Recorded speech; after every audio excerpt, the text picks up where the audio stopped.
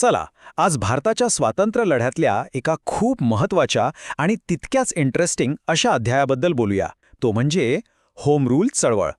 तर गोष्ट आहे 1914 सालची. बाळ गंगाधर टिळक तुरुंगातून सुटून आले होते. पण त्यावेळची परिस्थिती कशी होती बघा.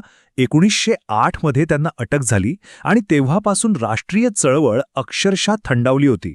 एक प्रकारची राजकीय शांतता किंवा पोकळीच म्हणा ना निर्माण झाली होती. आणि याच पोकळीतून एका नव्या आंदोलनाची शक्यता निर्माण होत होती. मग या चळवळीची ठिणगी नेमकी पडली कशी? होम रूल चळवळ नीट समजून घ्यायची असेल तर त्यावेळची राजकीय पार्श्वभूमी समजून घेणं खूप गरजेचं आहे. तेव्हाच कळेल की या चळवळीची इतकी गरज का भासली. स्वदेशी चळवळीची आग विझली होती. टिळकांसारखे मोठे नेते तुरुंगात होते. त्यामुळे राष्ट्रवादी चळवळीत एक मरगळ आली होती. या मरगळलेल्या राष्ट्रवादाच्या अग्नीला पुन्हा पेटवण्यासाठी, लोकांना पुन्हा एकत्र आणण्यासाठी एका नव्या जोरदार ठिणगीची गरज होती. आता हा होम रूल शब्द ऐकून वाटेल की पूर्ण स्वातंत्र्य हवं होतं, पण तसं नाहीये. होम रूल म्हणजे काय तर ब्रिटिश साम्राज्याच्या आतच राहून आपलं स्वतःचं सरकार चालवण्याचा हक्क मिळवणं, म्हणजे देशांतर्गत कारभार आपण बघणार.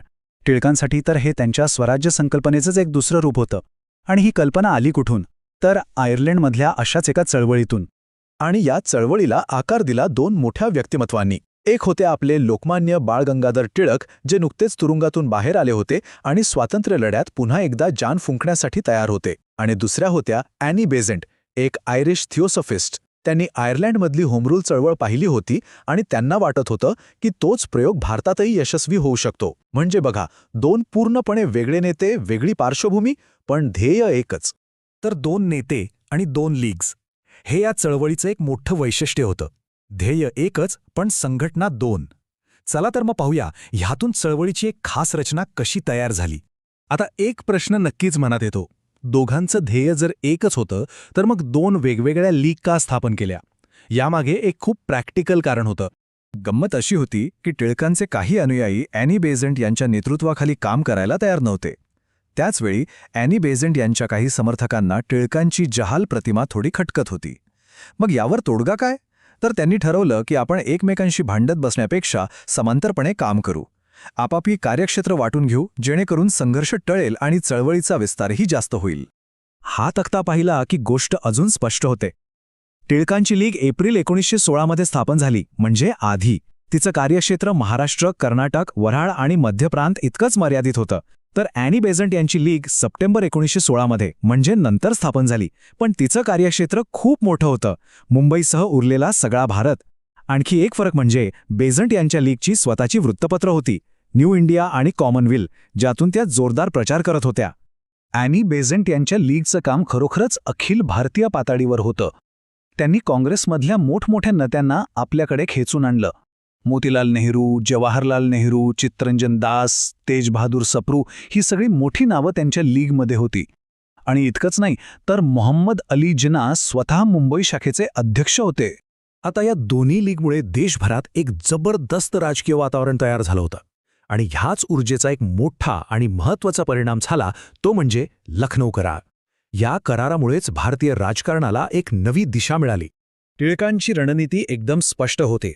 ब्रिटिशांपुढे कोणतीही मोठी मागणी ठेवण्याआधी आपलं घर दुरुस्त करायला हवं. त्यासाठी दोन गोष्टी महत्त्वाच्या होत्या.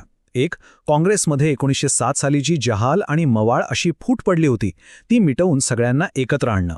आणि दुसरं, काँग्रेस आणि मुस्लिम लीग यांनी एकत्र येऊन ब्रिटिशांसमोर एक संयुक्त आघाडी उभी करणं. आणि या ऐक्यामध्ये टिळकांसोबतच मोहम्मद अली जिना यांची भूमिका खूप मोठी होती. त्यांनी काँग्रेस आणि मुस्लिम लीगला एकत्र आणण्यासाठी प्रचंड मेहनत घेतली. म्हणूनच सरोजिनी नायडूंनी त्यांना हिंदू मुस्लिम ऐक्याचे सर्वोत्तम दूत असं म्हटलं होतं. मग हा करार नेमका होता तरी काय? तर यात एक मोठी तडजोड झाली. काँग्रेसने मुस्लिम लीगशी मुस्लिमांसाठी स्वतंत्र मतदारसंघाची मागणी मान्य केली आणि या बदल्यात मुस्लिम लीगने स्वशासनाच्या मागणीसाठी काँग्रेसला पाठिंबा दिला. हा या कराराचा खरा गाभा होता. आता हा करार एकीचा करार होता की विभाजनाचं बीज, यावर आजही चर्चा होते. एकीकडे यामुळे हिंदू मुस्लिम आणि मवाळ जहाल सगळे एकत्र आले, जी ब्रिटिशांविरुद्ध एक मोठी ताकद होती. पण दुसरीकडे मदन मोहन मालवीय यांच्यासारख्या नेत्यांचं म्हणणं होतं की स्वतंत्र मतदारसंघांना मान्यता देऊन काँग्रेसने एक प्रकारे जातीय राजकारणालाच कायदेशीर मान्यता दिली.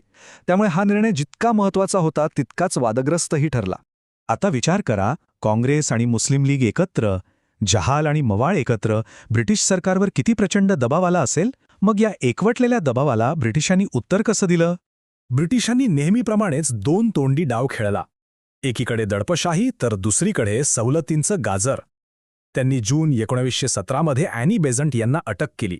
पण याचा परिणाम उलटा झाला. देशभरात प्रचंड मोठे निषेध झाले. सुब्रमण्यम अय्यर यांनी तर निषेध म्हणून आपली सर ही पदवी परत केली.